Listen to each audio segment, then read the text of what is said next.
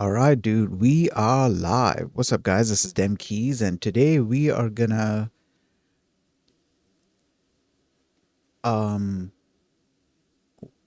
sorry, I kind of got distracted with a different thought. But yeah, today we are gonna be carrying on learning um about training and testing. How should I say this? We're gonna carry on learning PyTorch things. We're gonna carry on with that section where we were training a network and simultaneously also testing the network.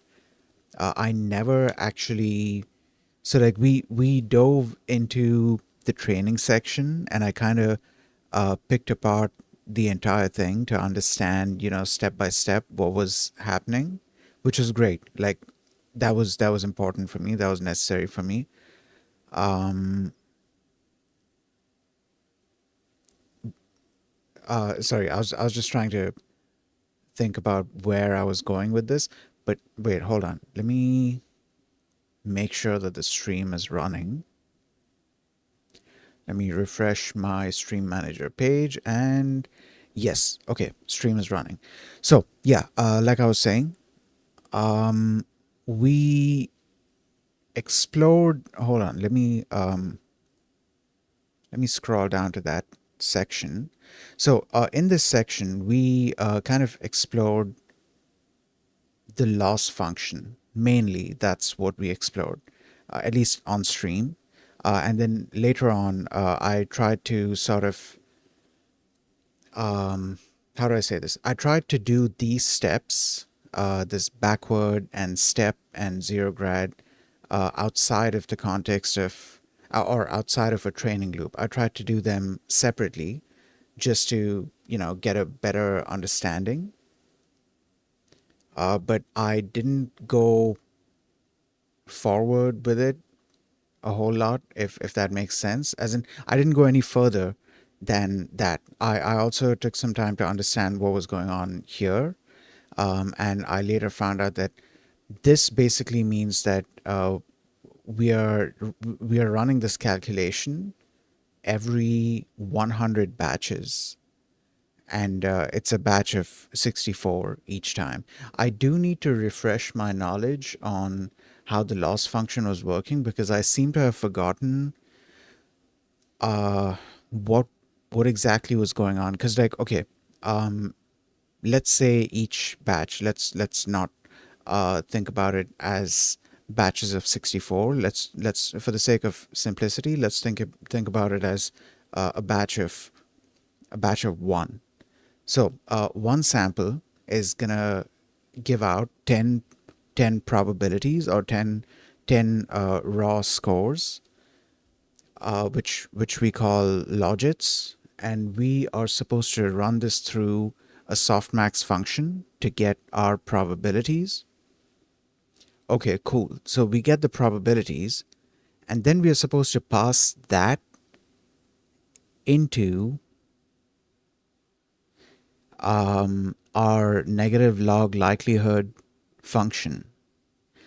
And that's kind of where I've forgotten exactly what we are doing because I think, I think, okay, hold on. I think I remember. So what we are supposed to do is, so we have our probabilities, right? We have our list of probabilities. It's going to be 10 probabilities that get returned from the softmax function.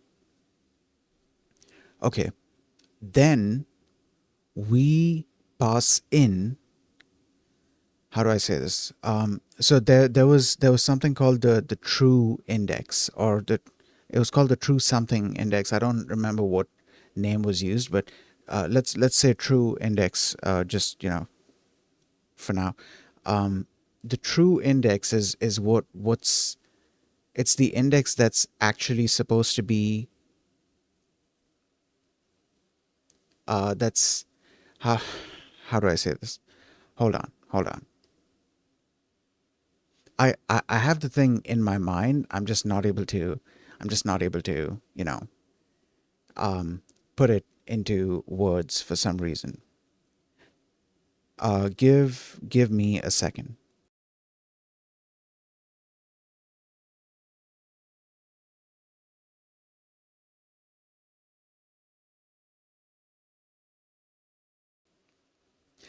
Okay.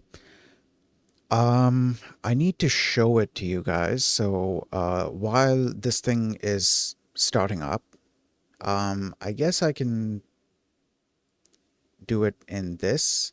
I think this is a code cell. Yeah, I think it's a code cell. So okay, let's say we have a list of three probabilities. Okay, let's say 0 point, and let's assume that this has been passed through a softmax function. Actually, you know what? We can. Oh God, what just happened? How how how did that? Okay, I'm not sure how that happened, but okay. Oh, hold on. Whatever just happened converted this into. Okay, yeah, I just realized that. Now, where was the thing to convert? Yeah, there it is. Okay, cool. So, 2, 3, and actually 2, 5, and 1. Okay, now so let's do a softmax thing. Softmax equals nn dot softmax, and then we get the softmax of those values and print it out. What's wrong? List doesn't have dim, so it has to be a tensor. Okay, tensor. Uh, Hold on. Implicit dimension choice for softmax has been deprecated. Change the call to include dim equals x. Okay, done. Great. So, in this case, so here we have three indices, right? Um, and our the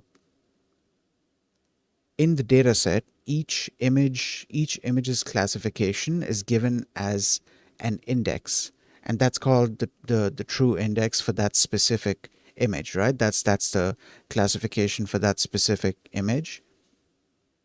And in this case, what that's supposed to represent is a location in one of these.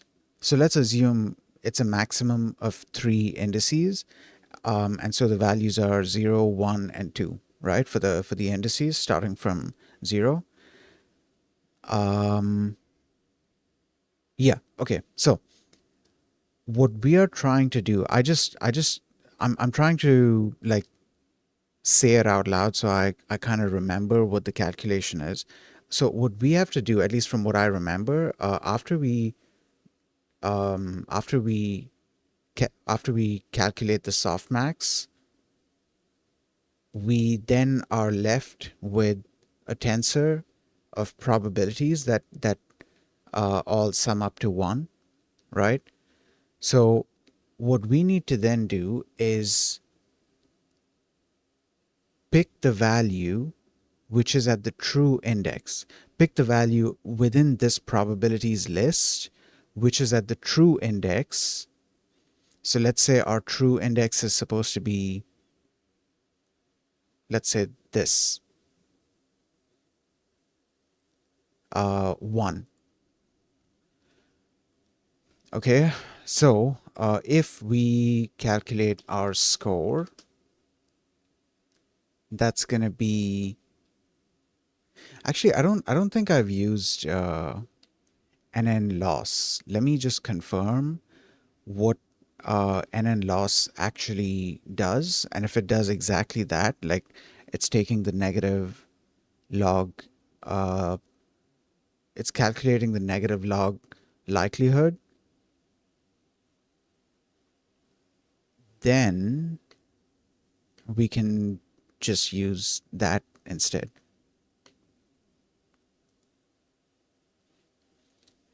The negative log likelihood loss, it's useful to train a classification problem with C classes. Okay. If provided the optional argument weight so and so. Okay. All right. Um, where do I see the calculation for this? The unreduced loss can be described as this. Okay, okay. Right. We will dive into this calculation later. For now, I think I'm just gonna do log. Um, hold on. I don't remember. Um, what was it? Log 2e? What? Hold on. I can't. From math import. What are log and e? Yeah. Okay. Cool. So we are trying to calculate a at 1, and we're trying to get the negative of that. So this is our loss, which is pretty low, right? Let's say we go for 0. That's a pretty high loss. Okay, okay. What about 2? That's an even higher loss. Okay, so that's what's going on here. So this is exactly what I had to remember, because I kind of forgot what exactly was going on with the whole true index thing. But yeah, the true index is basically just the actual labels index, and we have to see what the value is within our probabilities list at that specific index. And if at that specific index the probability is fairly high, that means our model has predicted correct. Our model's prediction was correct, and it was pretty accurate. Okay, all right. So, oh yeah, of course, there's after that, there's one last step remaining, which is basically just taking the average of all 64 predictions, or all 64 losses. We take the average of that, and that represents the loss of that specific run. Okay. Once we have done that, we give me a second here. Once we have done that,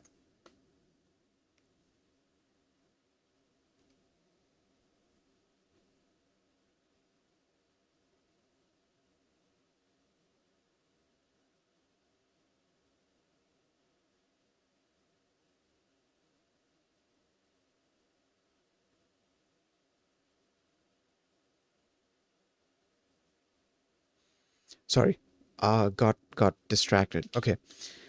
What was I saying? Yeah. Once we have done that, we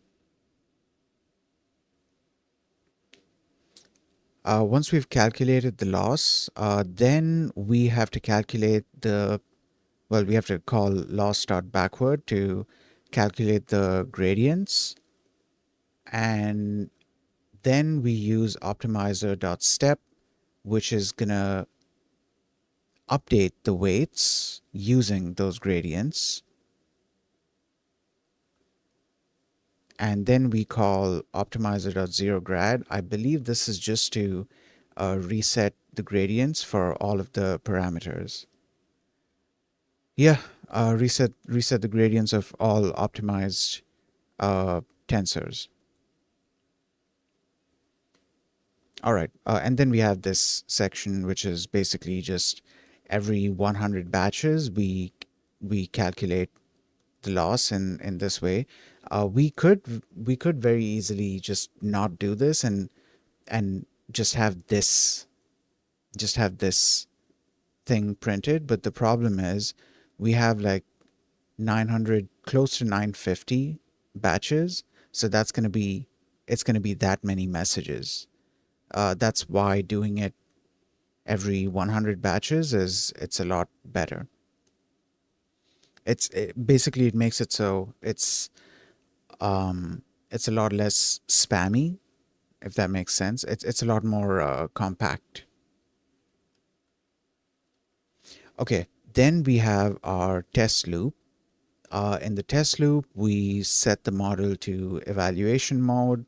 Then we calculate the size of the data set, or just get the size of the data set, get the number of batches, uh, then total loss and correct. Okay, evaluating the model with torch.nograd ensures that no gradients are computed during test mode.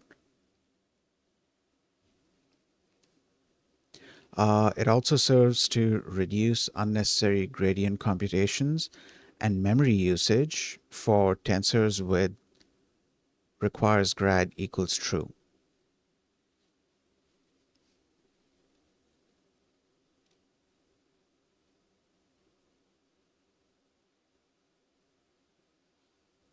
Give me a second.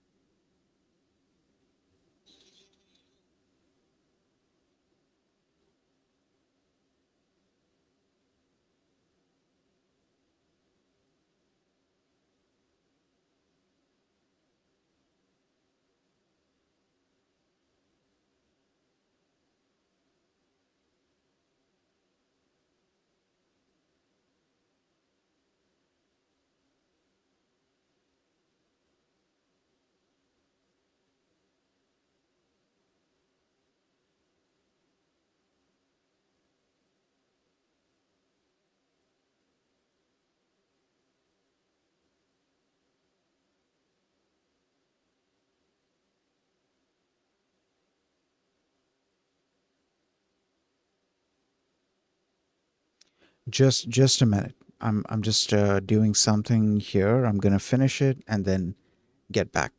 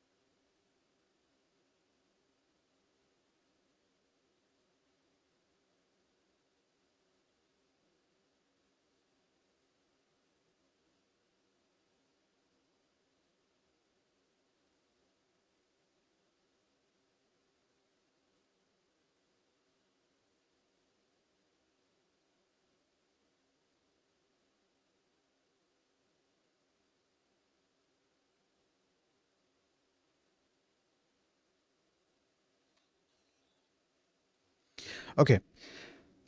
Sorry about that. So, right. It also serves to reduce unnecessary gradient computations and memory usage for tensors with requires grad equals true. Okay. All right. So, in here we are running this thing. Here we iterate over the data loader. In this case, it says data loader. We are passing in the test data loader. Okay. Um, so, okay, real quick. After I'm done with this, so I'm going to run this whole thing by itself. But after I'm done with this, something that I want to do for the sake of um, gaining a better understanding myself, I kind of want to set up a really, really simple data set and a network for classifying the data in that data set. But I'm going to need to find a way to do that. What I mean by that is because, like, okay, building the network is not going to be an issue. Uh, Give me a second.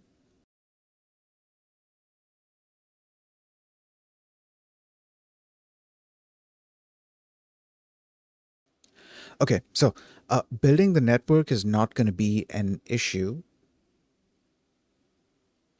but building the data set might be a bit complicated because like if you look at this example, what we have here is a data set of around 60,000 images. So that's 60,000 images and 60,000 corresponding labels for each of those images. I don't know if the test data set is part of that, or if it is its own set of things. As in, I don't know if both the training and test data set together equal 60,000, or if the test data set is like separate from the 60,000. But my point is, we are training this network on that massive amount of data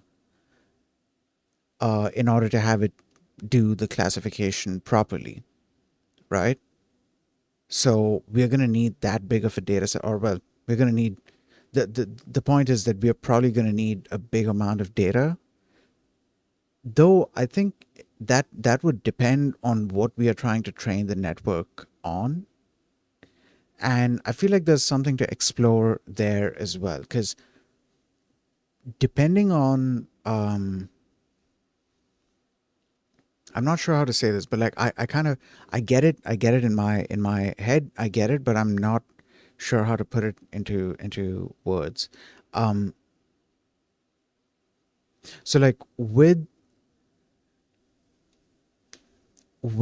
this network, for example, um each image that is being classified, it has 700 something values that have to all be passed into the neural network, right? Um, Maybe that is why we need such a massive amount of data. There's probably other reasons as well why we need such a massive amount of data. But yeah, maybe that's one of the reasons why we need that big amount of data.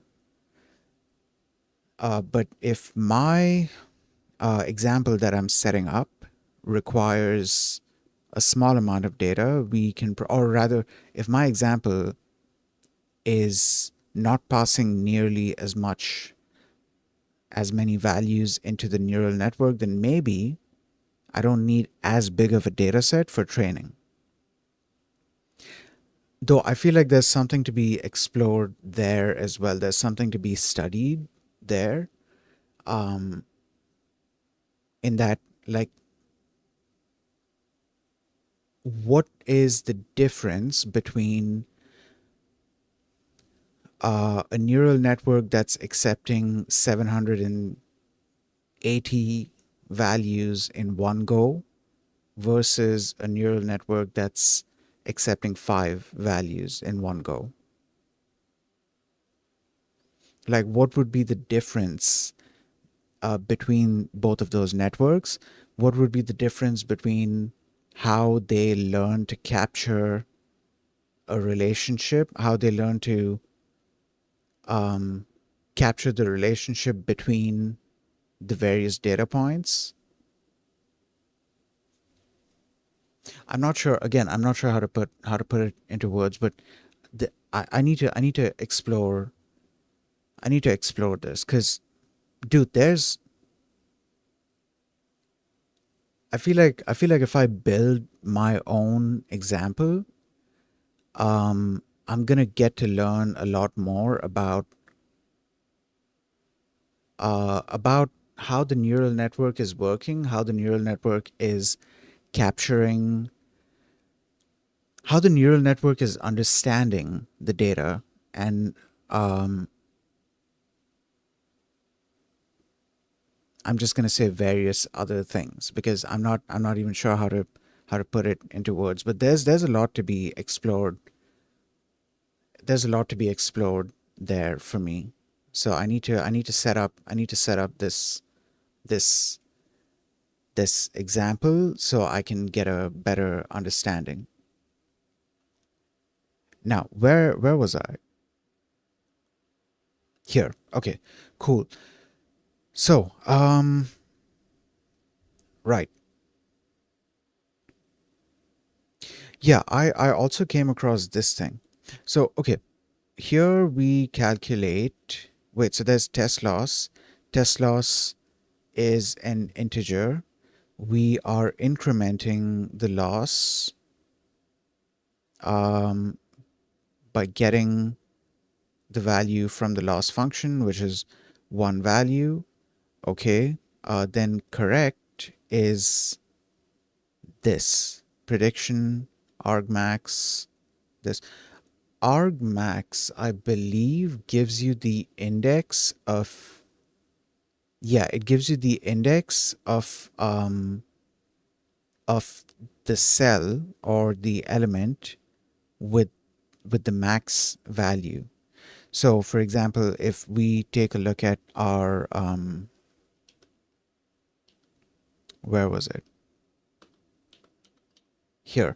If we take a look at this example, wait, can I do argmax like this? Yes, I can. So as you can see here, it says one. One in this case, one in this case is the index of the highest value in this tensor or within this list. One basically means this, the second cell. So that's what argmax does. Though I need to look into what this argument is that you're able to pass into argmax.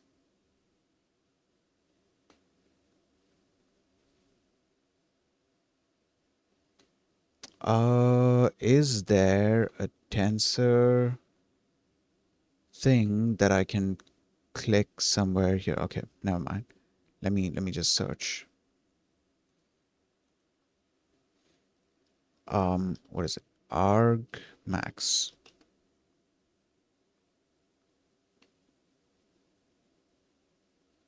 Okay.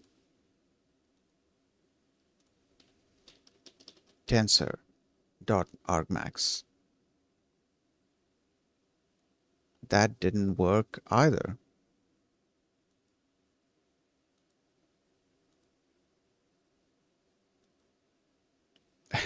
Okay, dude, sure.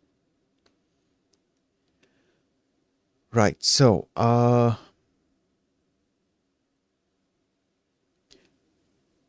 wait, prediction is a tensor. Yeah, prediction is a tensor. That is our probability values. And then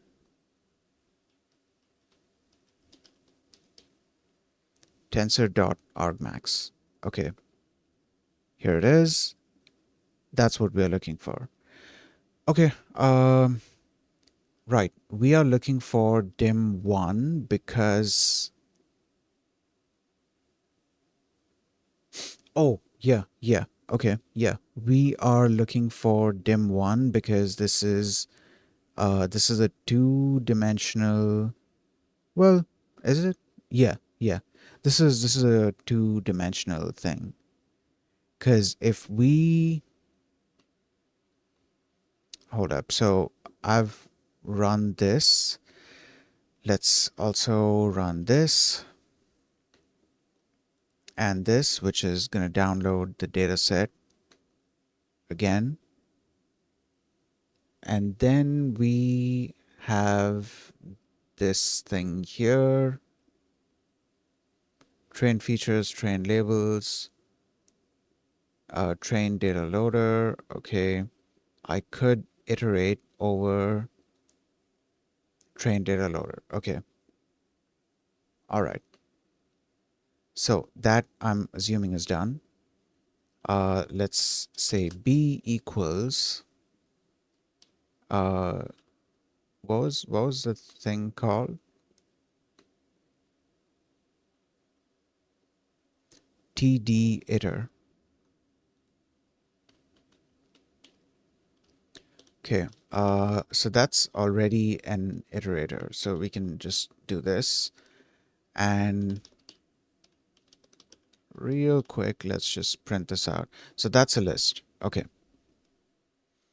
That is a list.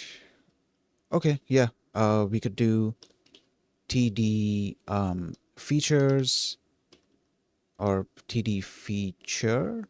No, it's multiple. It's multiple. TD features and TD um, labels. Okay, and then we print out feature. Actually, hold on. I just realized that when we pass this into the model,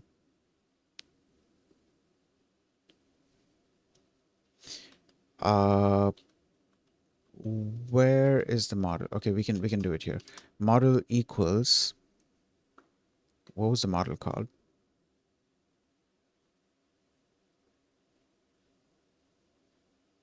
Just neural network.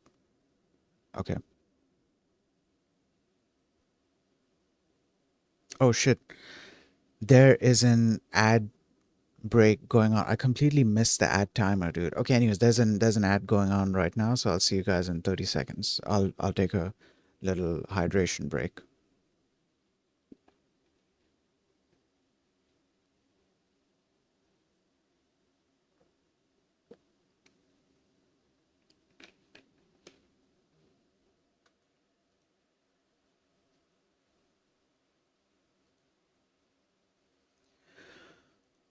Okay. Just a second.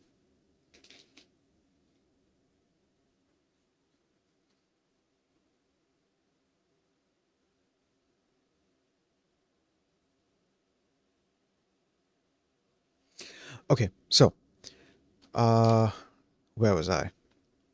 Here. Right. So, how are we going about this?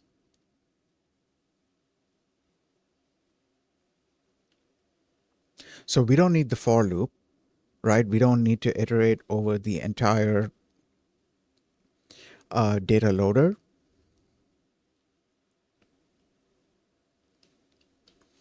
Model. That's where we were. Neural network, and then we do model. What should we call this? Let's just say batch or TD batch. TD batch. Then we store the result. Okay. And then let's get the type of the result. What happened? List has no object flatten. List has no list object has no attribute flatten. Which thing in here is a list? Is TD batch a list? Oh, TD batch is a list. Okay. Uh, TD batch is a list. What we are trying to do is pass in. Oh, hold on. Wait a minute. So we don't need the labels, right? Okay, we can do TD features and TD what was it, value labels. And then here we'll pass in TD features. Did I spell that right? There's something missing. Yeah, features. Okay, great. That works. Now the shape of this should be that.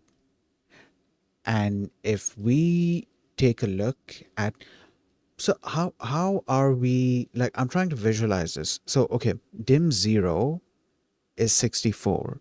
So if we, and this is a two-dimensional array. So if we look at this as a table, dim 0 is 64, meaning there are 64 rows, and dim 1 is 10, meaning each row has 10 columns. Now, why was I doing this? I completely forgot why I was trying to. Oh, it was because of this argmax. So, what we are trying to do here is get the max value. Oh, okay, okay, okay, okay. Hold on. So, what we are doing here is this specific line is checking, because okay, the labels are specified as indices, not as text, right? So what we are expecting is for the probability list to have the highest probability at the true index, and the true index is specified in this. Just excuse my voice cracks. Yeah, the true index is specified in this. So what we are doing is we are trying to see what is the index of the highest value in our set of probabilities, and we are then comparing that index with this. And if it is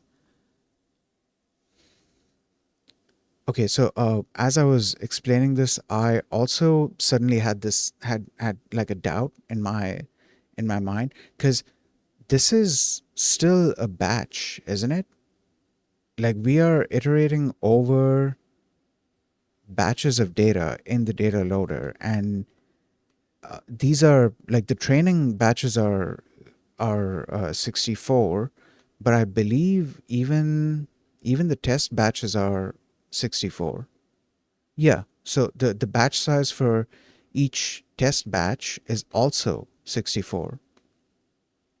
So then let's take a look at what's going on here. I'm assuming this means that we are trying to convert uh, the thing to, actually, why guess? Let's just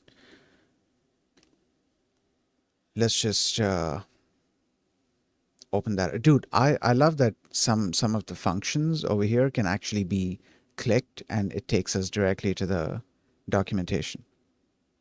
Okay, give me a second. My mouse is misbehaving a bit. Okay, all right. Uh,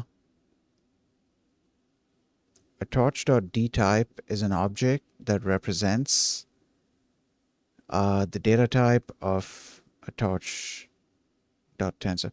Okay, but oh, this, okay, so we didn't click type, we clicked this thing. Okay, all right. So we are gonna assume it's a tensor. It's a tensor. So we are gonna go into tensor and look for the type method. There's 45.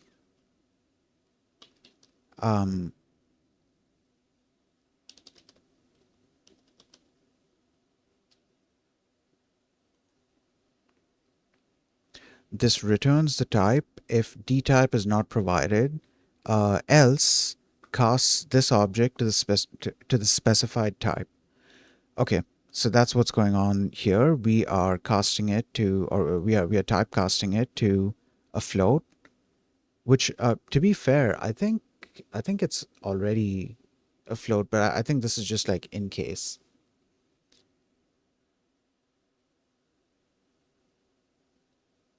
Actually, no, hold on. Um, Hold on. no, this is not okay. No, I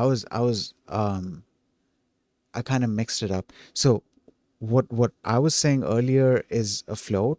Well, I was talking about the probabilities, but what's returned by this expression is not the probability.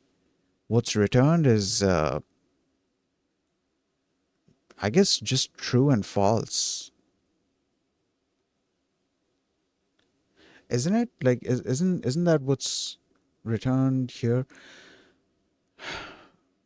Um, so argmax. Let's create an example here. Okay. We don't need softmax anyway. Actually, hold on. Let's not delete that yet. Um, argmax. Okay. Um, yeah, yeah. Let's do this. Maybe okay. We can move numbers around. Uh, yeah, yeah. I think that's it. Okay. Let's get the shape, and now we can.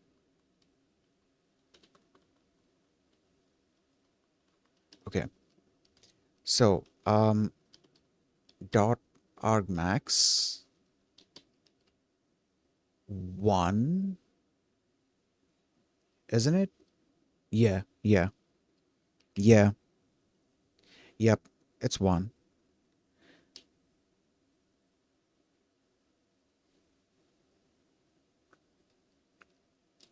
So what I'm trying to see is,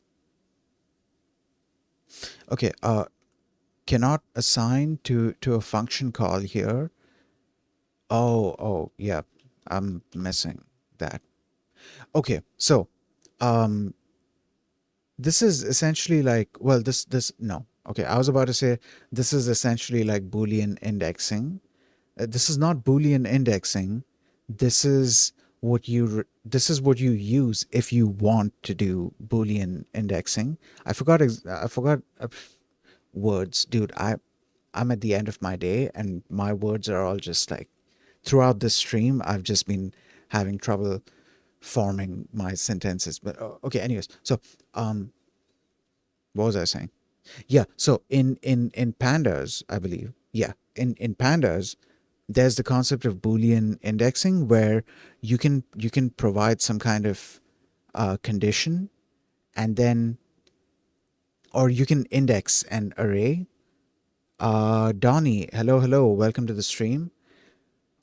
We are doing some PyTorch studies, and I was just talking about Boolean indexing, because this thing that we are doing here just reminded me of Boolean indexing in pandas, where you can specify, um, you can index, and you can index a data frame by specifying a condition, and that doesn't, how do I say this?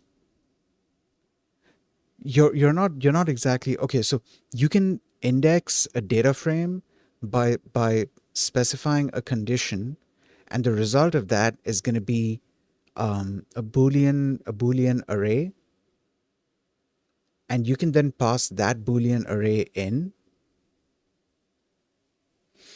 uh you don't know shit about coding, tbh. That's fine. Hopefully you can learn something. What was I saying? Yeah, you can then pass in that boolean array to index the data frame, and then based on the true and false values, it's going to decide which which rows of the data frame to return. Okay, so in this case, what we are getting here. So if I convert this to a float, we should just be seeing ones and zeros. So 1.0, 0.0. So let's try that out. Type torch.float. Okay, great. Now, um, so what this is doing is it's counting the number of correct. It's counting the number of correct guesses. Okay, all right.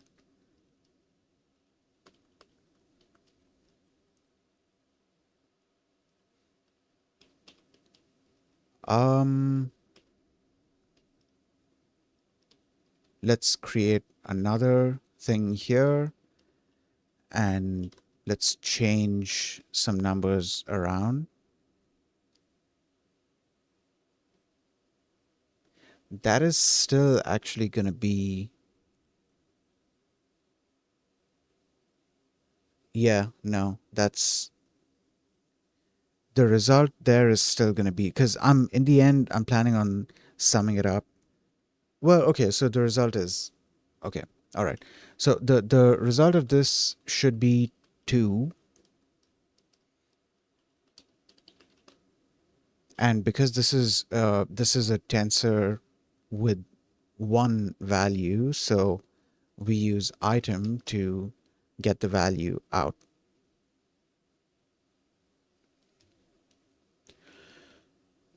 Okay, so we are calculating.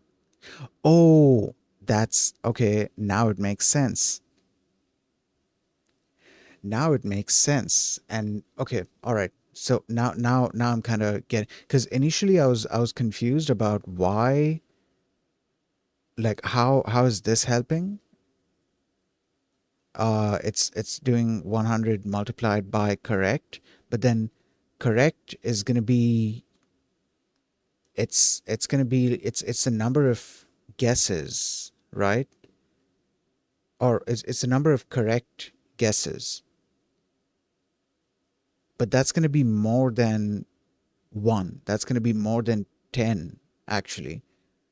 So how is multiplying it by 100 helping? But then I noticed this. So we are dividing this by the size, or dividing it with the size.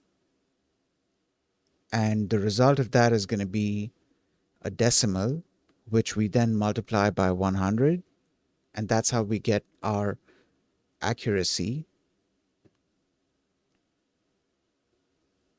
Yeah. Okay. Cool. Great. Okay. All right. Um,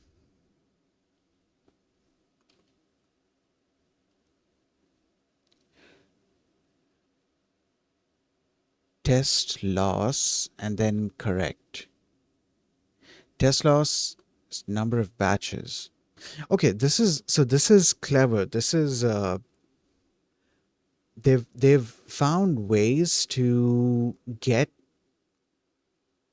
to get like single values out of batches of results, if that makes sense. Like this whole, percentages and the test, the average loss and stuff like that. And even here, since it is also, I like the fact that we are able to operate on like multiple batches of data without having to even iterate over it. Um, I also like this in NumPy as well. And this NumPy is actually the first place where I had noticed that this was possible, where you are able to run operations on entire batches of data, um, all through, just doing specific types of expressions rather than having to iterate over the entire array using like a for loop or something. You can just do an entire, like for example, what's a good example here? So let's say b equals tensor 1 2 3. um Hopefully this will work. Yeah, that works. So if I print out b before we did the increment and then print out b after the increment, look at that. It's that simple. You can do an entire, you can do an, you can, what am I trying to say? You are trying, you, words, you can do an operation on an entire data set, or on an entire set of data with just like a couple of lines or even one line sometimes, rather than having to iterate over the entire data set.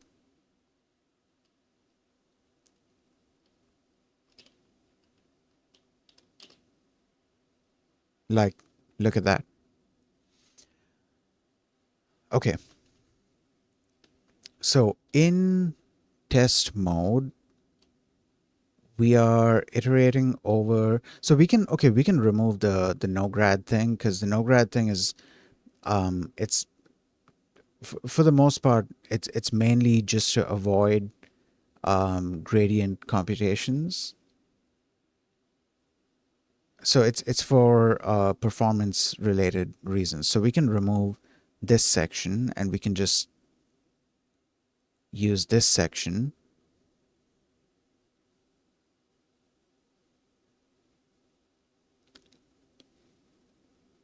And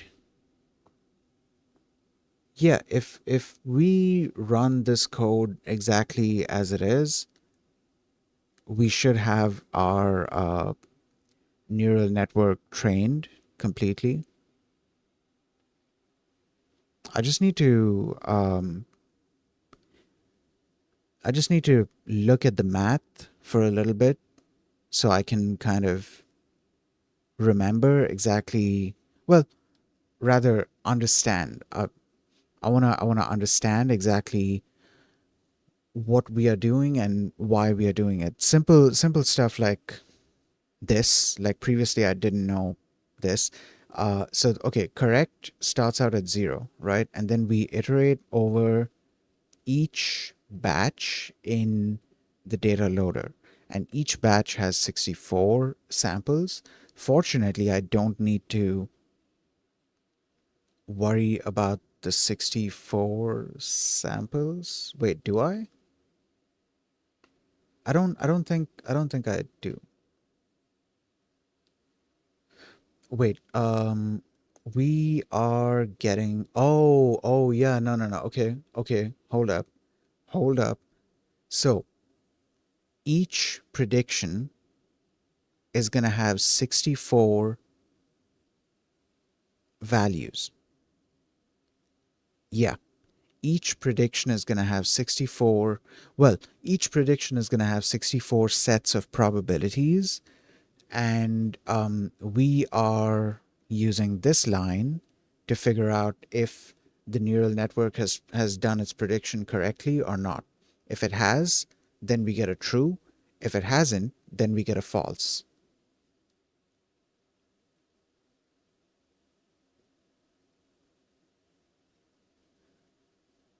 Okay.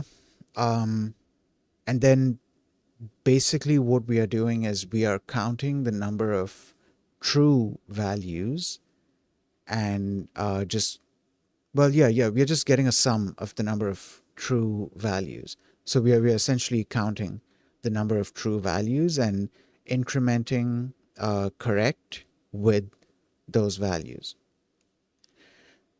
And then we have test loss here.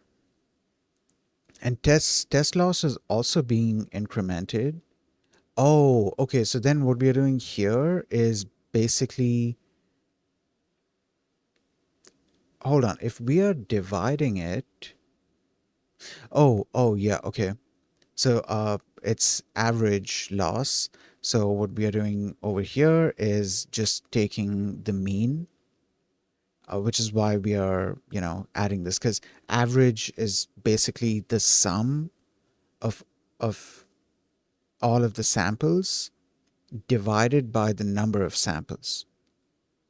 That gives you your average. So this is our average.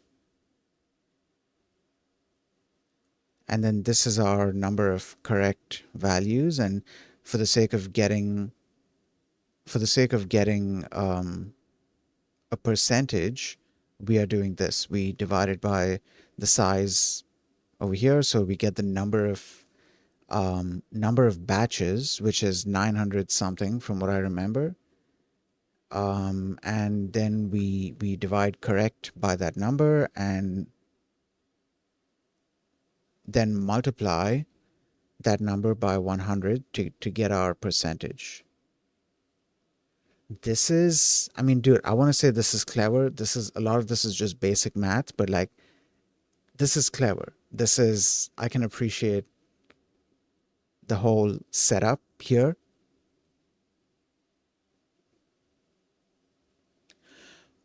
Which, okay, speaking of accuracy, once I've gotten deeper into building models,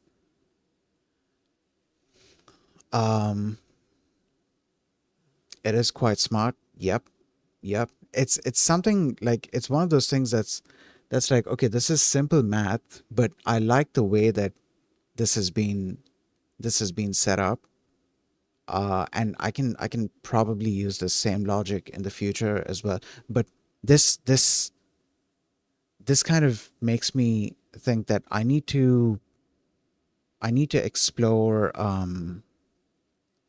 benchmarking models, or rather, I need to explore the process of benchmarking models, and the process of, well, yeah, figuring out the accuracy. Are you doing this for school? No, I'm just interested in machine learning, so I'm learning machine learning and deep learning. This is not for school. This is just my own. This is my hobby. Let's say.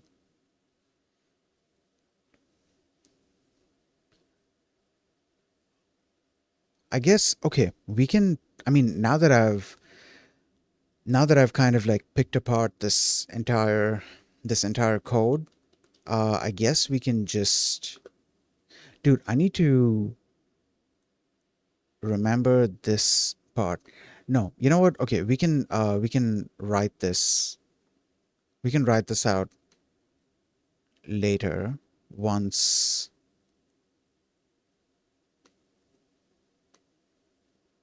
Wait, where's the other code?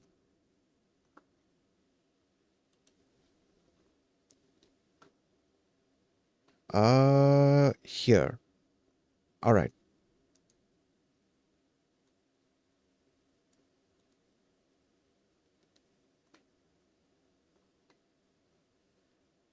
Okay. Right.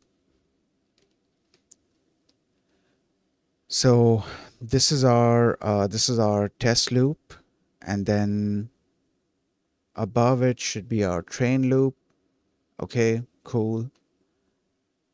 And then I guess the last thing to do, wait, let's run this so the functions get created. Okay, great. And then down here,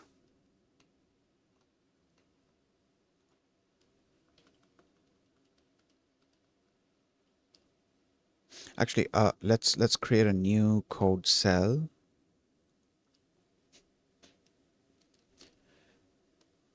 And okay, this is our, well, okay, this is our actual training loop. So we have the loss function, the optimizer. I never did set up those variables. was that? Are hyperparameters. So the number of epochs, the batch size, and the learning rate. So let's just set that up. Okay. Epochs. We can do 10 for now. What else? Batch size. Batch size is 64, and learning rate. Learning rate was a pretty small number from what I remember.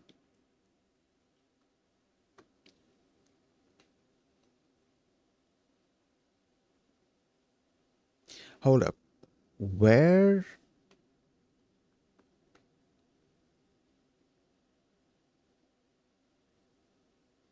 I think it's under optimizer. Yeah, it's under optimizer. Torch.optim.sgd learning rate.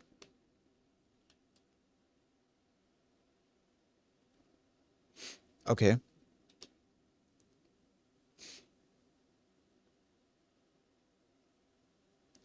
Oh, there it is. Okay, 1e negative 3. If I remember right, that is 1 multiplied by 10 to the power negative 3. Let's see if that's right. 1 multiplied by 10 to the power negative 3. Yeah, that's right. That is our learning rate. So 1e negative 3. That's our learning rate. Then we have our optimizer, which was what? torch.optim.sgd. First, we have to pass in the parameters, which, where was that? Model.parameters.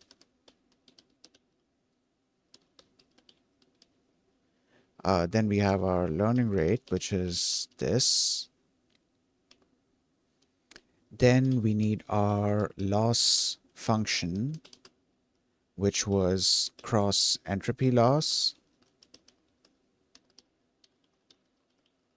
Dude, I had so much fun exploring cross entropy loss in one of our previous streams. That was fun. I should definitely try picking apart as many of these functions as I can, not just loss functions, but like a lot of these functions in general, to the extent that I'm able to. Because if the math starts to get too deep to where I would have to learn something extra in order to understand it, then I'm kind of going to reconsider. I mean, even if I have to learn something extra, I don't mind it, but like I kind of have to judge how long it's going to take. Because if learning that little bit of extra thing gonna end up being is gonna end up taking like a week or 2 weeks or something, then it's not worth it. So I can just let that go. But if it's gonna be something quick, then yeah, I can learn that extra thing as well. Okay, so what else do we need? We have our loss function, we have our optimizer, and then that's it, I guess. We have our epics set up as well. So for t in what range epochs?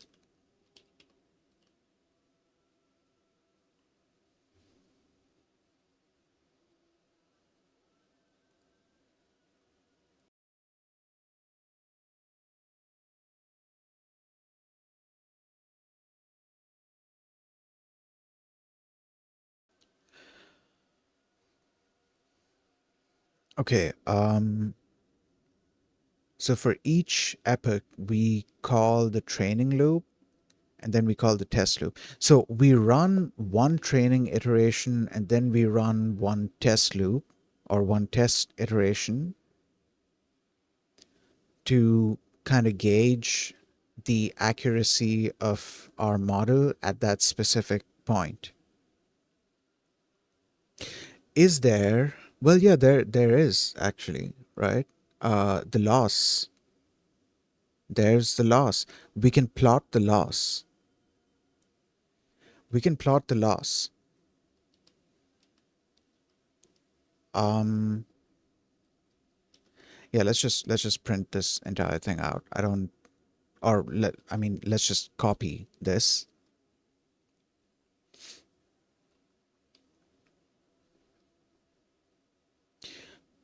The loss function. Wait, how do I get these values back out?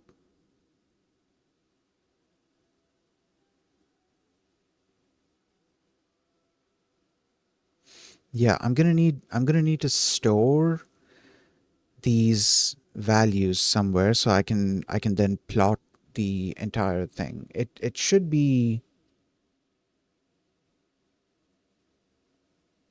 Wait, no, hold on. How's that gonna work? Because we have 10 epochs, and in each epoch are actually, yeah, okay. So because it's 10 epochs, so then we should only be measuring it every single epoch, right? I think so. Yeah, that makes sense.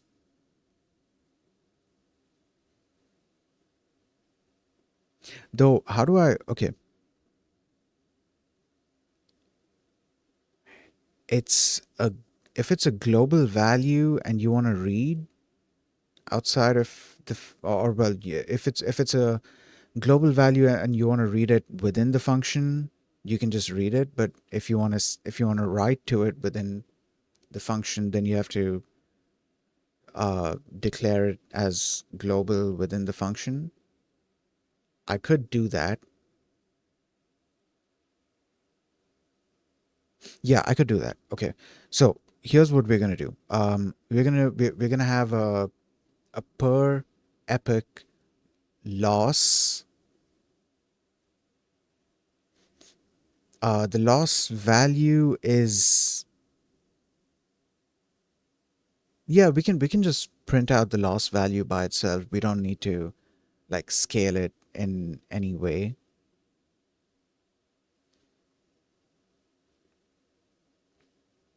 Yeah, yeah, we can do that. I need to create it here. Okay, so let's say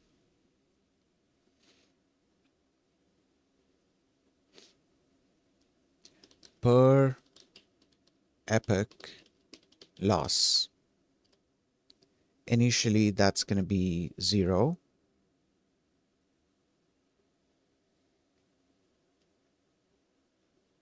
Actually, I'm trying to get multiple values here, right? So we're gonna keep this as a list, and then in each, um, where are the loops? Here. So in each of these, what do we have? We have the test loss, which this is happening every. Wait, so test loss, we get the average loss. The average loss is per test loop. Okay, all right. So per epoch loss equals or plus equals no dot append. Dot append test loss, and that should be it, right? Yeah, yeah. That should be good. And then after the entire thing is done training, we can, okay, so let's do figure axes plt dot subplots, and then we can do ax dot plot per epoch loss. Oh wow, that is holy shit. That is, it is taking that long. And this is, we are still in the first epoch. Keep that in mind. Per epoch loss is not defined. Did I not run that? I didn't run that. Shit. Okay, we're gonna have to run the thing again. Okay.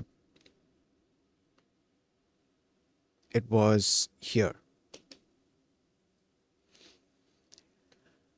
Okay. Uh then we do this.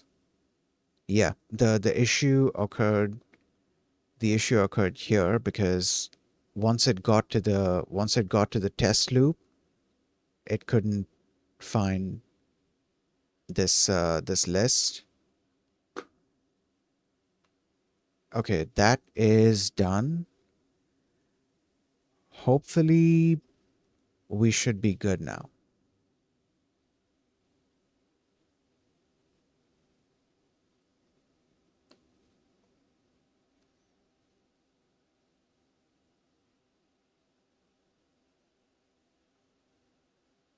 Okay. So our accuracy at this point is 44.4%. Oh God, dude, this is taking so long. Holy shit. Okay, so I guess this is a Tejas. Hello, hello. Welcome to the stream. How's it going? We are currently learning how to train and test a feed forward neural network, and right now the training is going on. And I was just about to say that so this basically means that I need to also look into first of all speeding up both training and inference in general, but also trying to parallelize the operation somehow. Though I don't think I need to worry about the parallelization process. I need to just look into ways to optimize it, and those methods would then employ, parallelization in various ways, or maybe not even necessarily parallelization, but just other ways to speed up the code. Because so far, I believe, okay, so first of all, this is being done on the CPU. I need to see what the performance is like once I move this over to the GPU. Okay, we are almost done. This is Epic 10, and then we're going to see what the result is.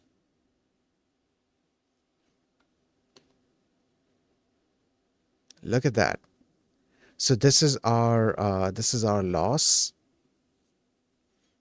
The loss started out high, and then with each epoch, it became lower and lower. Okay, so the training is done, and we have about 70% accuracy. We could test out the network. Okay, Tejas, you said, brother, I'm a fourth year student just going to complete my bachelor's in AI and data science. So I'm a fresher, and I'll be honest, I just don't know Python, SQL, statistics, Excel, and wait, you said you don't know? Oh, I just know. Okay.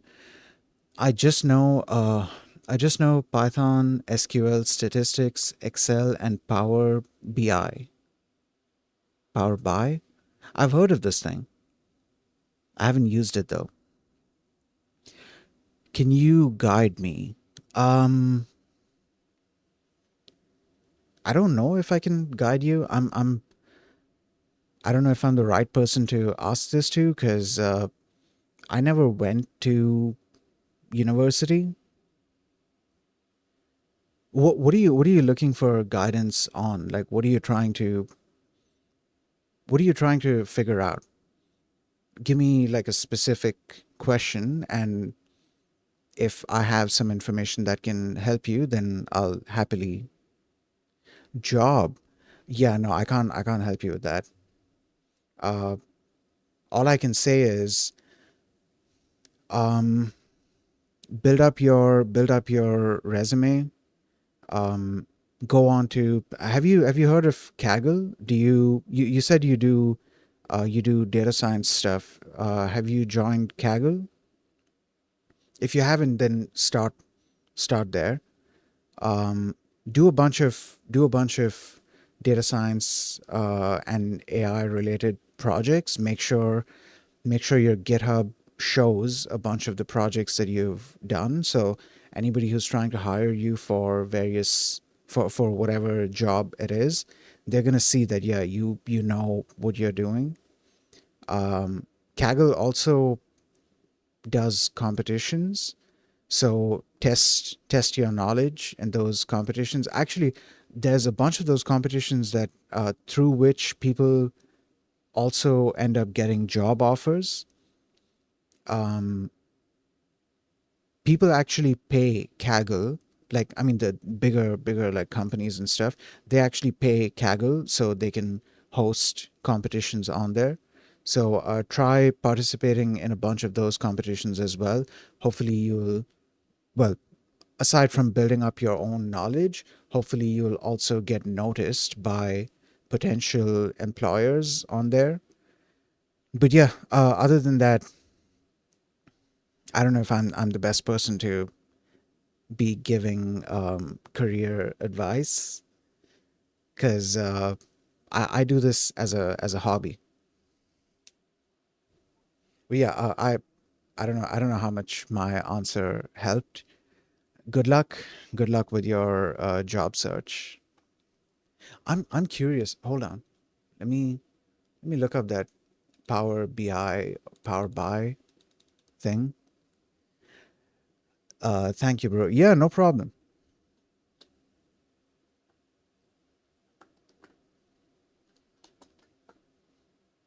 I would definitely recommend going on to Kaggle. And actually, I'm on Kaggle right now. I just said, have you heard of Kaggle without, like, I completely forgot that I was doing this on Kaggle. I could have just shown you um, this thing. So they have this competitions section. I mean, they also have the learn section if you want to learn something. I don't know to what advanced level they have it there, but like if you're saying you're a fourth year student, you have learned a lot of the basics already. You can there's still probably a bunch that you can learn. But yeah, check out these competitions. Aside from testing out your data science and AI knowledge, they are also gonna they're 100% gonna teach you stuff. Every single competition that you participate in, it's gonna teach you something. Also, if you happen to be good enough, if you are able to solve some of the problems that people on here are trying to find solutions to, then you know you might even be able to get a prize. So that's some extra motivation. This okay, dude. I remember seeing this competition a while back, and at the time I didn't know who this person was. This is gonna sound funny. I forgot again. I remember they've done a bunch of things, and there was a platform. Hold on, give give me a second. I'm just gonna refresh my knowledge. Um,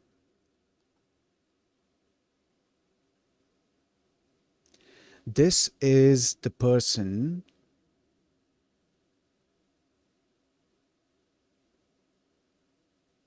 No, hold on. Perplexity. I think that's where I remembered this person's. Actually, that's not where I remembered their name from, but I remembered Perplexity um, when I read Perplexity in their, bio. They are one of the co-founders of Perplexity and a couple of other um, companies as well.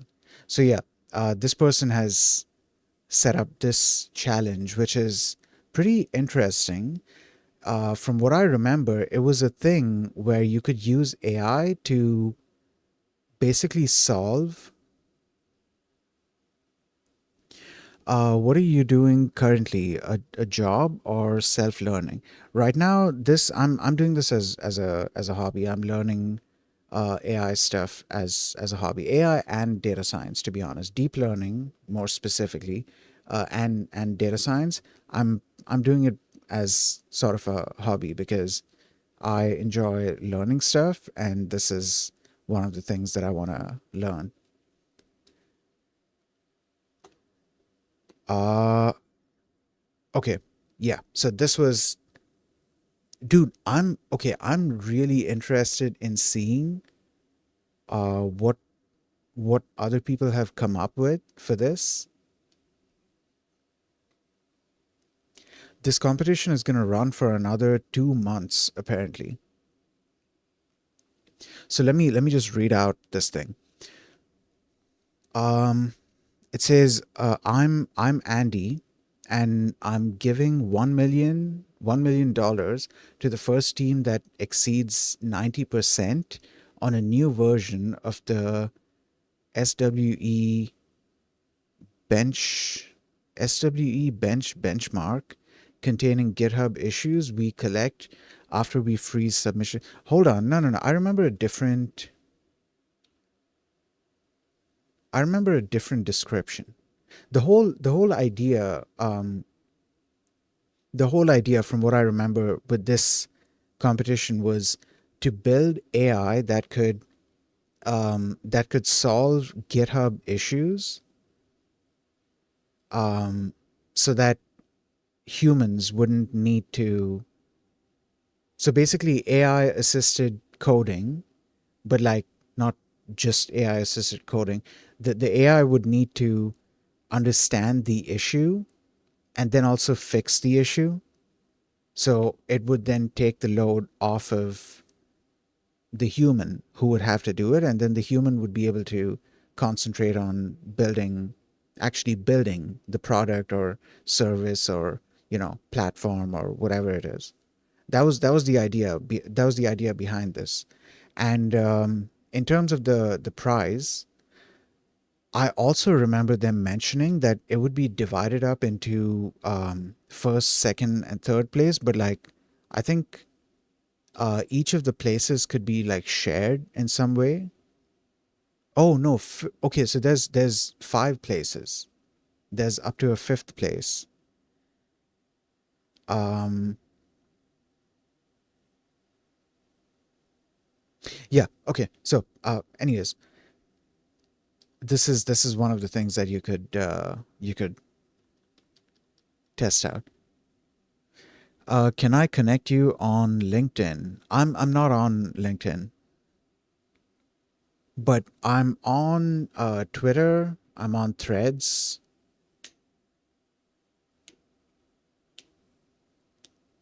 Um, yeah, yeah. I'm on Twitter. I'm on Threads, and uh, Instagram and TikTok. Yeah, if you're on any of those places, then sure you can follow me on there.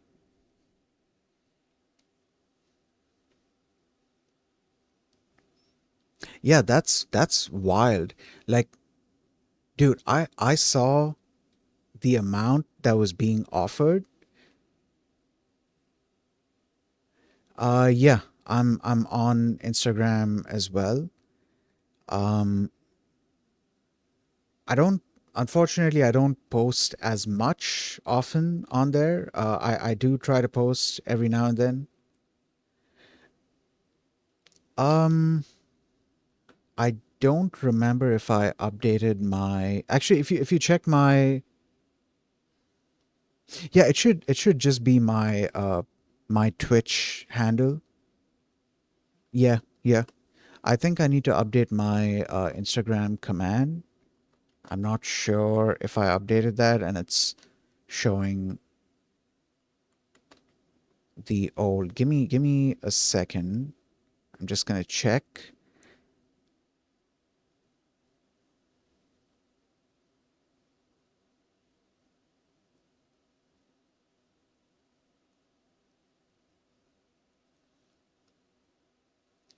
Okay, commands, social. I completely forgot about this. Right, I should change this. Let's change this right now. In fact, I should actually update this. I should update this to add a bunch of other stuff as well. There it is. Those are my socials. I need to update this to add threads and TikTok as well.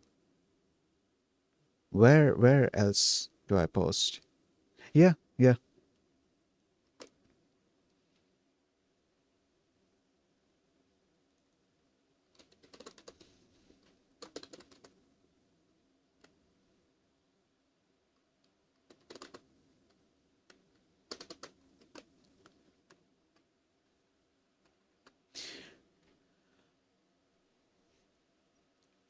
You should try LinkedIn.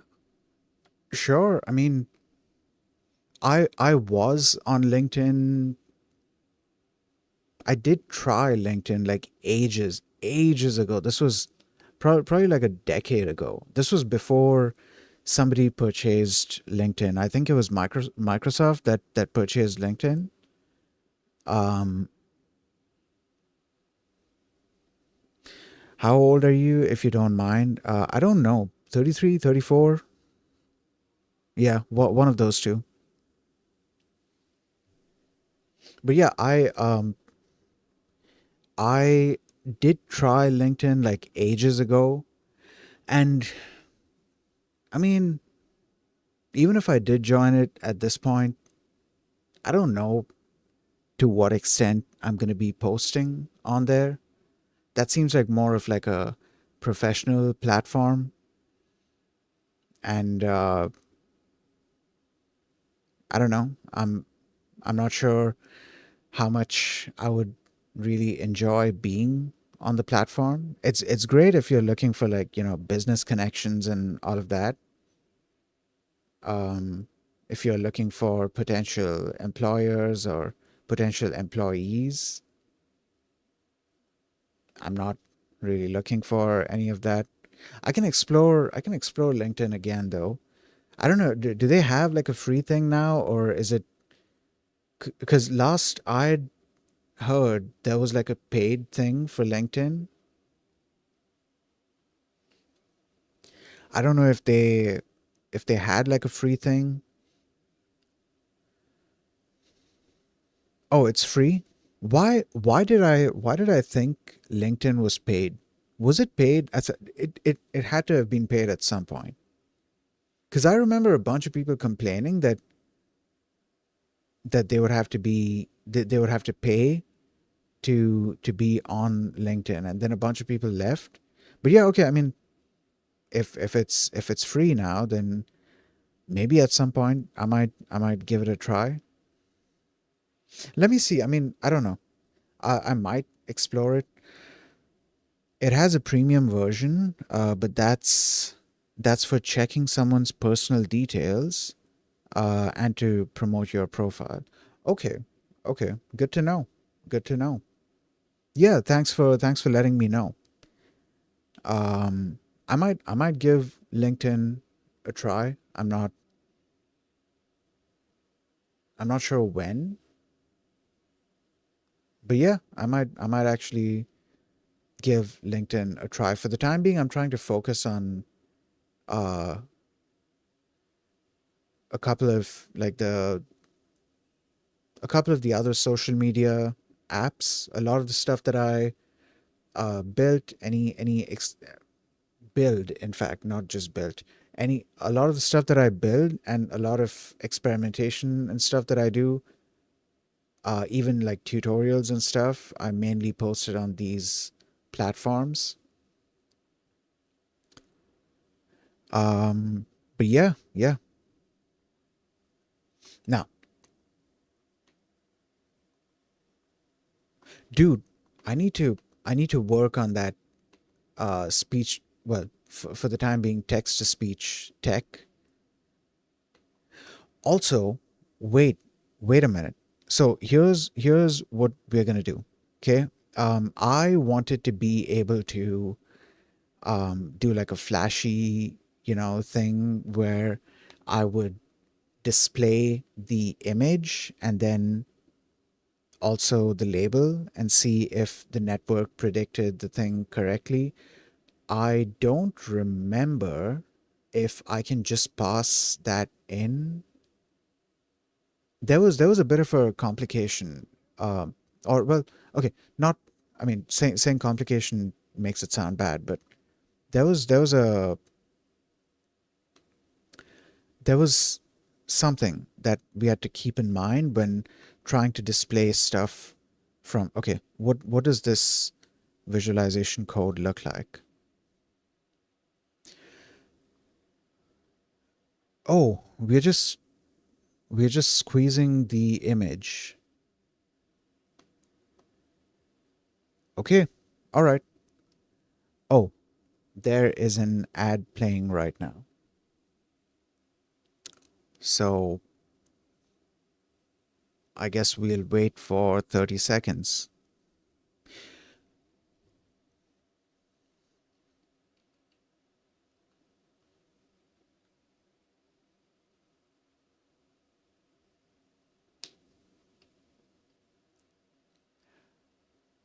Okay, welcome back from the ads. Okay, so this is going to be our testing code. Okay, so we have our test data set, right? In our test data set, what is it called? Test data loader. Um, how do I do this? Oh, okay. So test data test. Okay, test. No, what should I? Okay, let's say batch test batch features. No, just test batch, I think. Okay, test batch equals next iter test data loader. Okay, we're good so far. Let's print the type for test batch. That's a list. Let's access the second element. The second element is,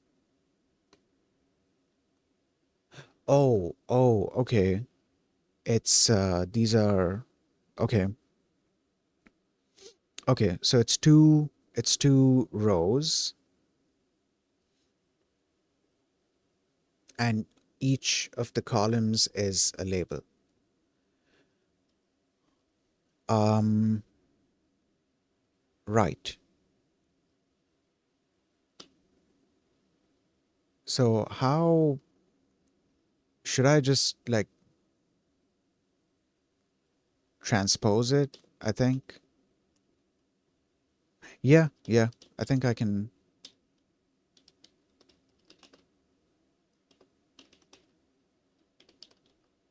What is it? T? Oh, it's a data loader. Well, no, it's a list. Oh, yeah, okay. No, it's a list, and the list contains two. Yeah, yeah. The list contains two tensors. Each tensor is one row containing all of, in this case, all of the images, and then the next tensor is one row containing all of the indices. So if we want to access these, then the way to do that would be uh, we could do image and label, but I think I'll do label and image, just because the label is one value and the image is then, like, I don't know, hundreds of values. Uh, right. So in this case, if I access it like this, I'm going to get a tensor. And if I access this, that's our image. Okay. So then we'll do this again. Uh, plt dot, actually, okay, that's done already, right? So we can do no, you know what? Let's reset it just in case. plt dot subplots, and then ax dot, what was it? Plot? No, it's im show. Im show test batch. Hold on. We need something here. So let's say index 0, and then we'll just replace this and this. And yeah, okay, cool. So this is our image, and then we do the squeeze. Also, what is it? Color map equals gray.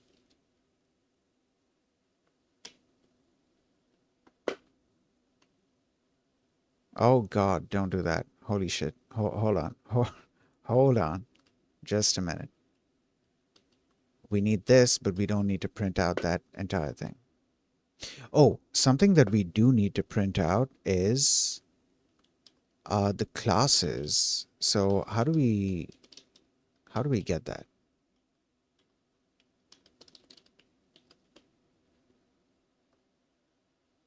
Classes? No. How do we access? Oh, labels. Label? No. What um let's see what functions and attributes and stuff are available.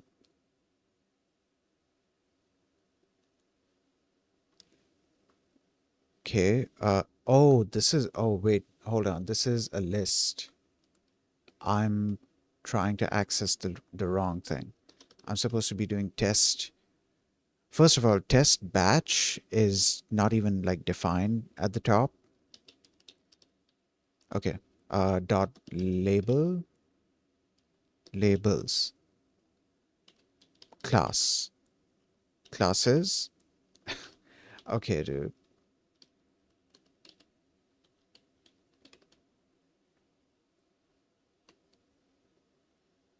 All right. Data set. We have data set. We do not have labels anywhere. Batch sampler, batch size, um, check worker number rationality. Okay, dataset generator. Okay, okay, okay. Right. What about dataset? Under dataset, we hopefully have labels. Yeah, test labels. There it is, test labels. Oh, they have test and train labels separately. Okay, interesting. Actually, that makes sense. That makes sense.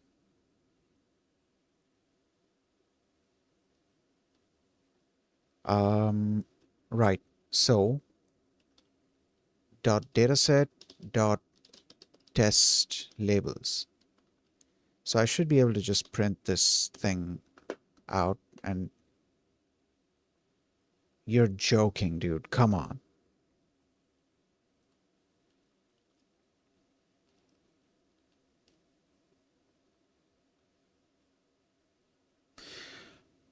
Oh, actually, that's wait. No, I just realized that's not what I was looking for, dude. Let me just ask. Um, let me just ask Perplexity, or let me ask DeepSeek. Should I ask DeepSeek? No, let's ask. Let's just ask a language model, dude.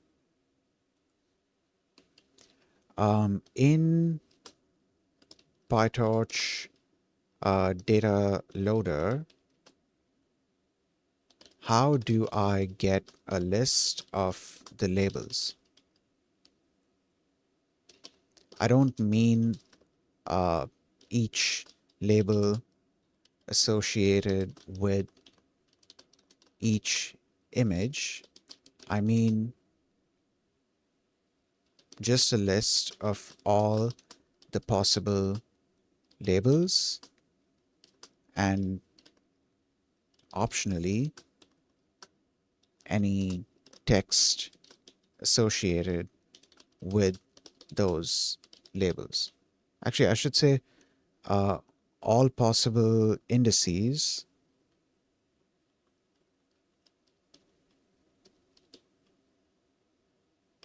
Okay.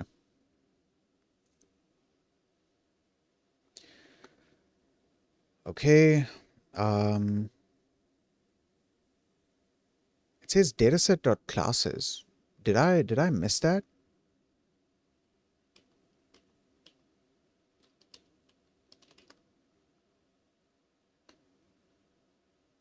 Oh, I missed it. Okay. Let's make a copy of this and let's do dataset.classes. Okay, great. So these are our classes, and 9 is supposed to be the 10th one, right? Okay, great. So this is supposed to be an ankle boot. Now, how do we pass this into? We need to create a tensor. We need to create a tensor and pass this in. Actually, it's already a tensor. We're just looking for the result, right?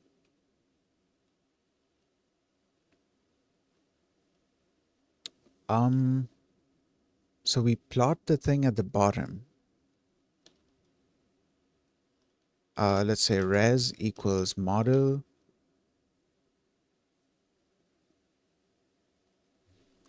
What are we passing in? This. Actually, no, we are passing in the image, which is this. Okay, and then we print out result equals that.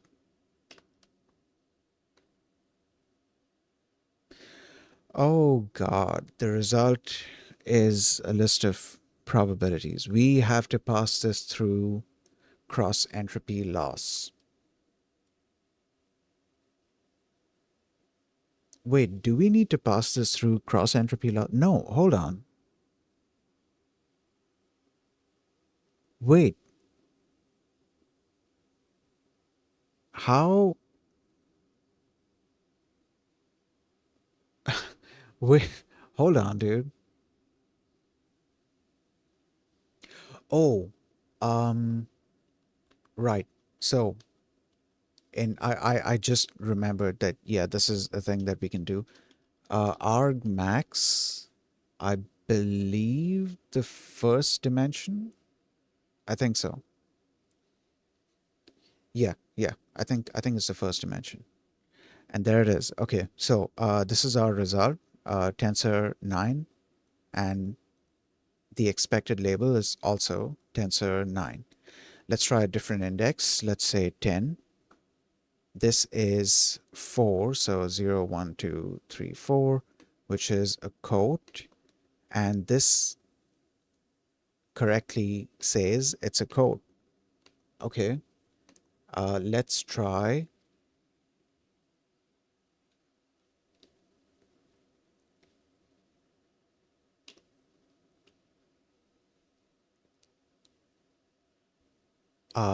Let's try 25.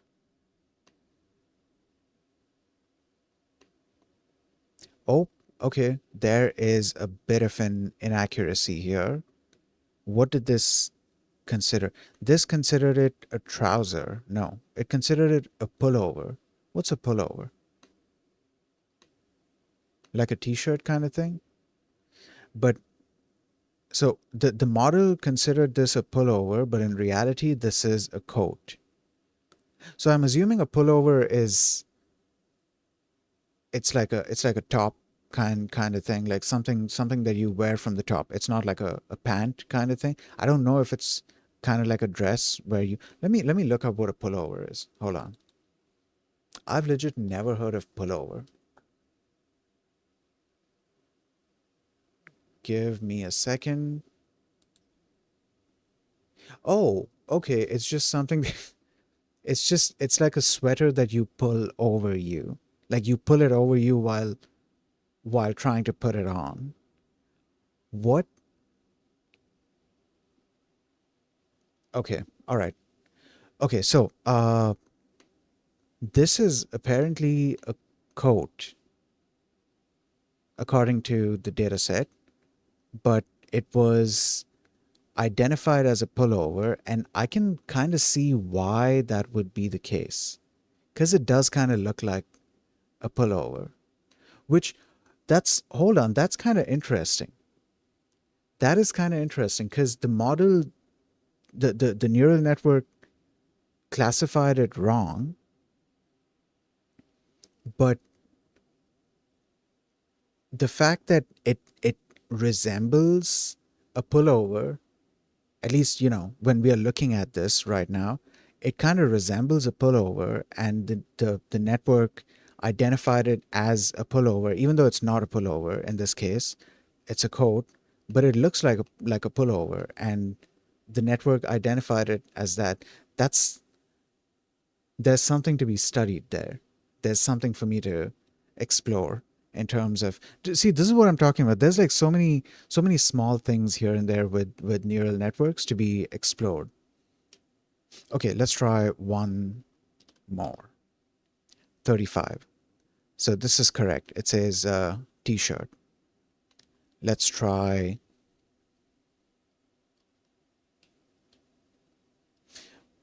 Hold on.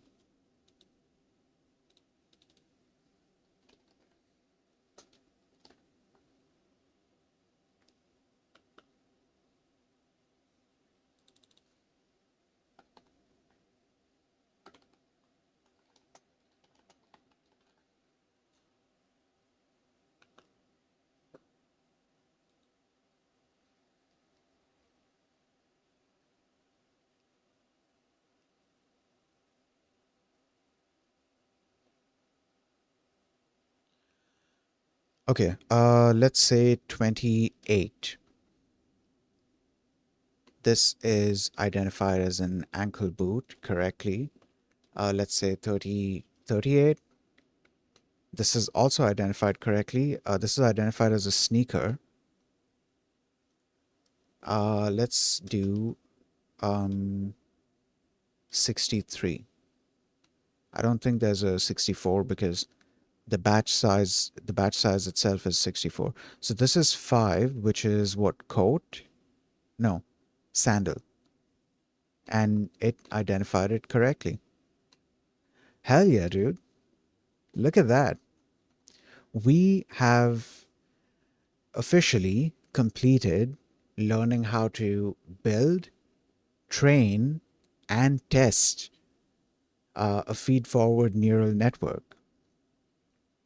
And holy shit, dude, that's pretty awesome. There's a lot to explore here. There's a lot that I want to explore. Um, there's, I mean, I've there's a lot of experimentation that I want to do with this data set itself, because there's a lot of design related stuff that I want to experiment with, like trying different neural network designs to see how it changes things. There's a lot of stuff to play around with here, but I also want to um, try setting up that simple example that I was talking about earlier. But yeah, yeah, there's yo, this is exciting. This is I'm excited.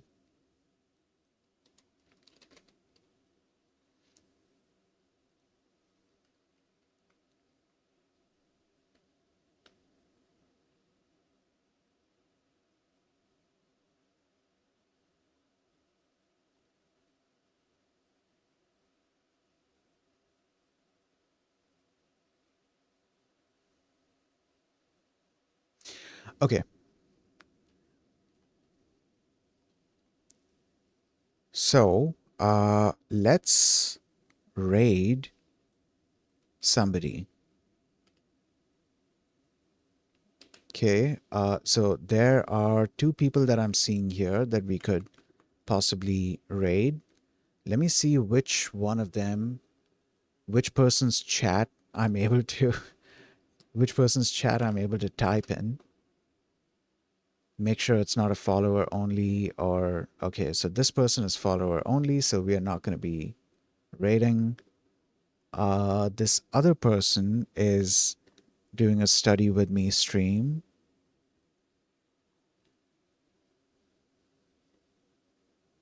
Yeah, dude, let's go raid this person. I'm pretty exhausted right now. I'm basically at the end of my day. And I wanted to get a stream in before the end of the day, and I'm glad that I managed to do that. Tejas and what was the other person's name? Donnie. Tejas and Donnie, thank you for stopping by and hanging out and chatting. Anyone else who might have been lurking in the chat, thanks for hanging out.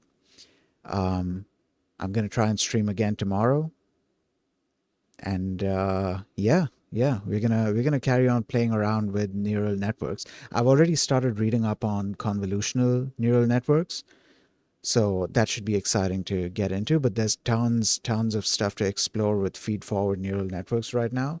So I'm gonna be playing around with this a lot more. But yeah, that being said, we are gonna raid this person called Smatter something.